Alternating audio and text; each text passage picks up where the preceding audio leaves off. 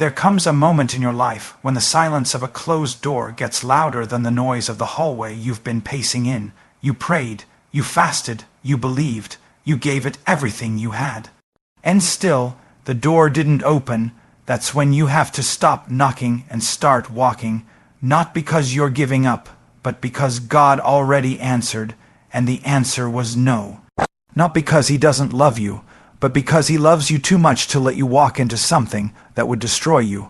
You've been trying to force open what God has already locked. You keep going back to that relationship, that friendship, that opportunity, that place that no longer fits the call on your life. You're standing at a door that God used to let you walk through, and now He's trying to take you somewhere new, but you're still stuck in the last season. Let me tell you something. If God closed the door, it's because it was either beneath you, behind you, or would have broken you. We get so caught up in trying to understand why the door closed that we forget to ask God where He's leading next. We keep staring at the door like it owes us an explanation, but God doesn't owe you an explanation. He gives revelation. That door may have closed because the chapter was complete. You're trying to write sequel after sequel to something God only wrote one page for. And here's the truth. Some doors close not because of the devil, but because of destiny. Sometimes the most spiritual thing you can do is take your hand off the knob and your eyes off the door and start walking toward what God has next. Because if you don't walk away, you'll miss the open door that's waiting in a direction you never expected. You thought that job was forever. You thought that friendship was going to last. You thought that ministry, that business, that city, that situation was the plan. But what if it was only the preparation? What if it was just the detour to get you to the real door God wanted you to see, but you won't find it if you're standing in front of the one that's locked? Closed doors can feel like rejection. But what if they're actually protection? What if the closed door is God's kindness in disguise? What if He shut it not to harm you, but to hide you? Until you're ready, you're asking God to bless something He's no longer in. You're asking Him to breathe on something He's already buried. You keep praying for resurrection, but God isn't in the grave. You are, and He's calling you out of it. The longer you stay at that door, the longer you delay your destiny. God never calls you to sit at the feet of a closed door. He calls you to walk by faith, not sit in frustration. Some of you are trying to relive what God only wanted you to remember. You've turned memories into monuments. But the door was never the destination. It was a transition. It's time to get up. It's time to shake off the disappointment. It's time to wipe the tears from your eyes, not because it didn't hurt, but because you survived it. Because grace didn't let that door kill you. You're stronger now, wiser now, you know more now, and just because that door shut doesn't mean it was a setback. It was a setup for something better, something greater. Something beyond what you even imagined when you were begging for that other door to stay open. Let me remind you, God doesn't close a door without already preparing another way. You may not see it yet, but it's already in motion. The provision, the purpose, the plan, it's all ahead of you, not behind you. So stop grieving over a closed door and start growing from it. Learn what you needed to learn. Heal where you need to heal. But don't stay there. When God closes the door, don't argue, don't panic, don't fight it. Walk away with your head high. Walk away knowing that you didn't fail. You were released. And sometimes the most powerful move you can make in your life is to walk away. Not out of fear, not out of bitterness, but out of faith. Because you trust that if God didn't let it open, then you didn't need it to begin with. He has something better, something tailor-made, something beyond the door you're still crying over, but you'll never see it if you don't turn around and start walking. Walk away when God closes the door, not because you're losing something, but because you're stepping into something that only He could prepare. Walk away, not because the door defeated you, but because it developed you. Walk away, not with regret, but with revelation, because some doors were never meant to stay open. Some were just meant to be reminders that God still knows what's best, even when it breaks your heart to leave. So leave with boldness, leave with faith, leave with expectancy, and walk away, not as a victim of a closed door, but as a victor of the next one that's already waiting to open. When God closes a door, it's not rejection, it's redirection, and the strength to walk away is the first step toward what He's preparing next. We don't always realize it in the moment. In fact, sometimes it feels like we're being punished. It feels like the ground we stood on got pulled from beneath us. But what if the pain you feel isn't punishment, it's positioning? What if what you thought was rejection was really protection? What if the door didn't close to break you, but to bless you, to build you, to shift you into something greater? You've been praying for open doors, but what if you need to praise God just as much for the ones He shut? You didn't get the job, they walked away, the opportunity dried up, that plan fell through, and yet here you are, still standing, still breathing, still moving. You thought the door closing was the end, but God was simply shifting the scene. You see, God is not obligated to explain every closed door, but He is faithful to use every single one of them. And while you're asking Him why, He's already answering with what's next. But to see it, you've got to turn your focus. You've got to stop standing in front of a seal, the future, and step into the space where your next blessing is waiting. So many people waste their energy knocking on doors that will never open again. Doors God Himself closed, and here's the hard truth. Not all closed doors are the enemy's doing. Some of them are God's mercy, because He saw what you couldn't see. He heard conversations you weren't privy to. He knew intentions that hadn't been revealed. He saw traps dressed like opportunities, and He loved you too much to let you walk through a doorway that would lead to your downfall.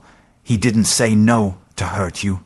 He said no to help you. That door was never the destination. It was a detour. It was part of the process, but not the promise. There are moments in life when you will feel stuck between what was and what's next. That hallway between doors can be the most silent, most confusing place you've ever been.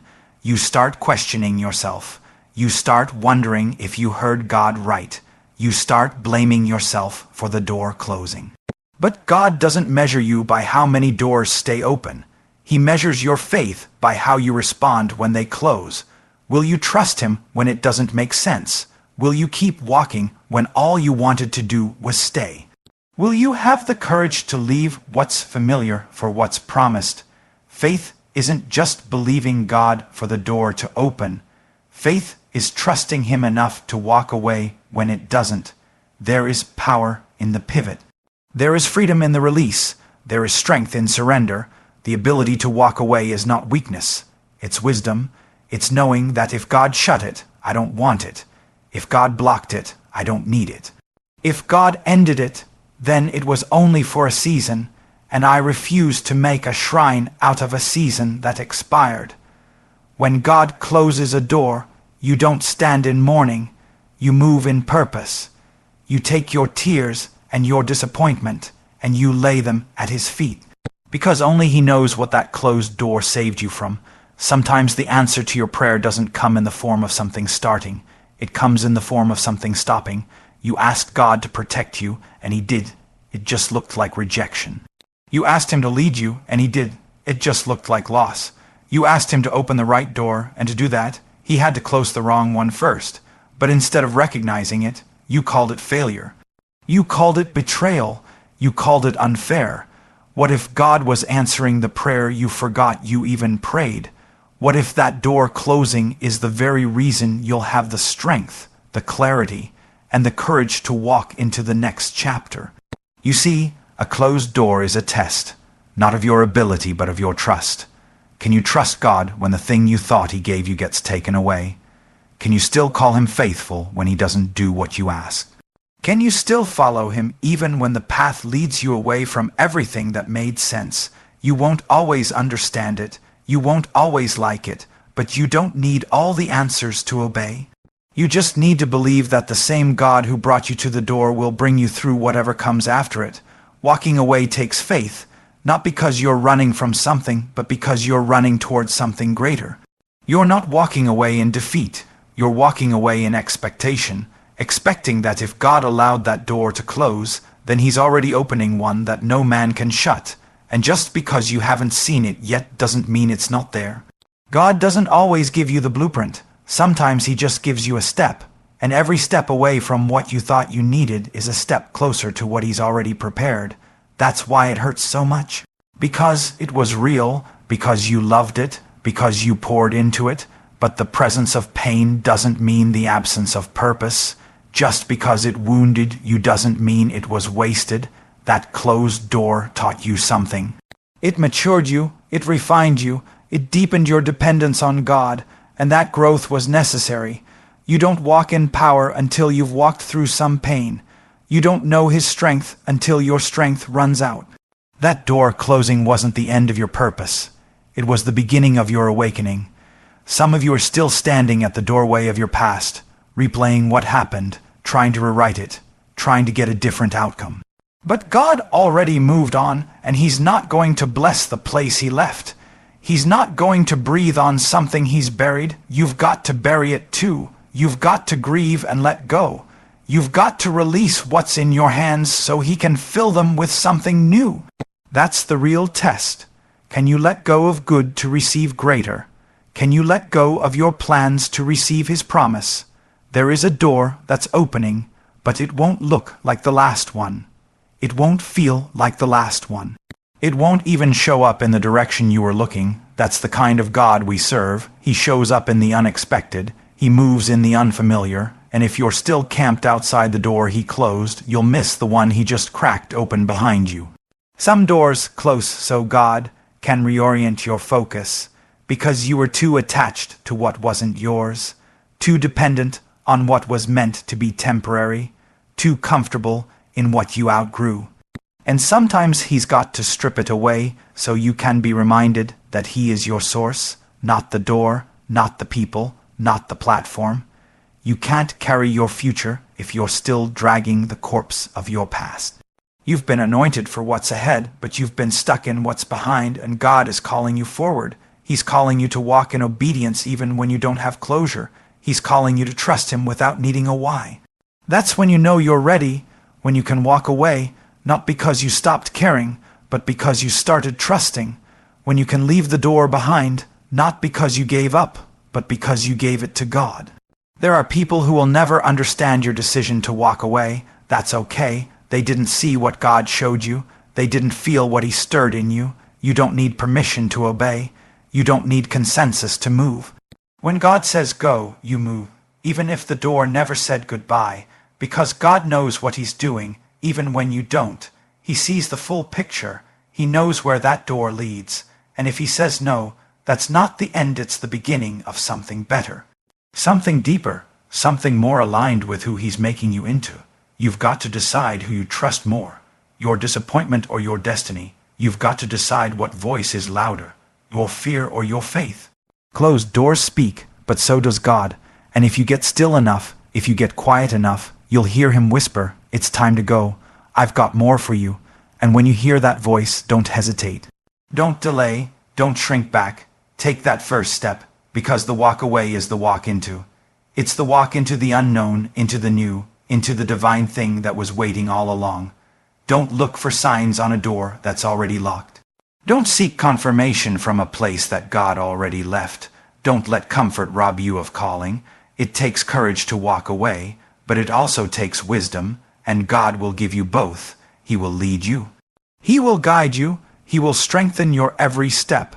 And even when you don't know where you're going, you can still be sure of who you're following. That's what walking by faith really means. It means walking away when God says move, even if everything in you wants to stay. It means trusting that every door that closes is not the end of the story, but the beginning of a better one.